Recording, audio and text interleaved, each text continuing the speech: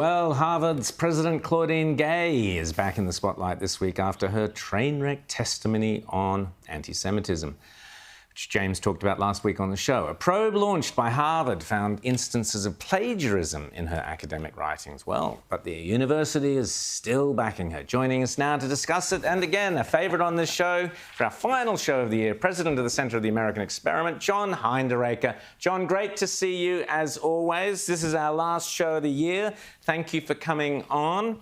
What did you make of what's happening at Harvard and the plagiarism allegations? Well, Rowan, Claudine Gay obviously did engage in plagiarism. What she would do is she would copy an entire paragraph from somebody else's work, and then she would change two words without using quotation marks. And that is specifically called out as plagiarism in Harvard's rules.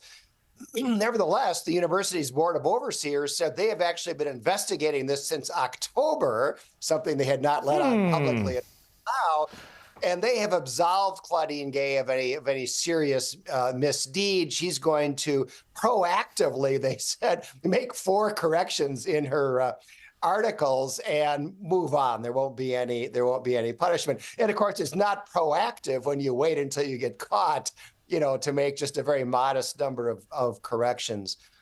And what Sorry, John. And how does this play into the, her not being fired for basically refusing to condemn any kind of, chants of anti-Semitic chants, genocide to the Jews and so on?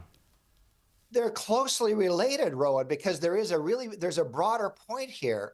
If you read Claudine Gay's speeches and her writings, as president of Harvard, she is not a distinguished scholar at all. She has published only 11 articles, not original work. They're all on race and politics, apparently the only thing that she cares about. But if you read what she says, she thinks that her mission is to transform Harvard from an intellectual institution to an activist organization.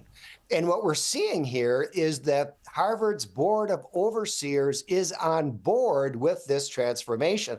That is why they hired Claudine Gay as president, even though she is not at all a distinguished academic. And so we're seeing here a formerly great institution moving down this path of committing itself to left-wing activism. And of course, the whole, Hamas-Israel situation right into that. Well, James. John, what I'm finding absolutely fascinating here is the way in which she's almost been excused. It feels like mostly peaceful plagiarism here is the way the media has been covering it. But what I want to ask you about, though, is I think back in 2006, Larry Summers was president of Harvard. He was a distinguished scholar, a distinguished economist, former Secretary of the Treasury, former chief economist, I think, at the World Bank, author of a number of books, papers, hugely distinguished career.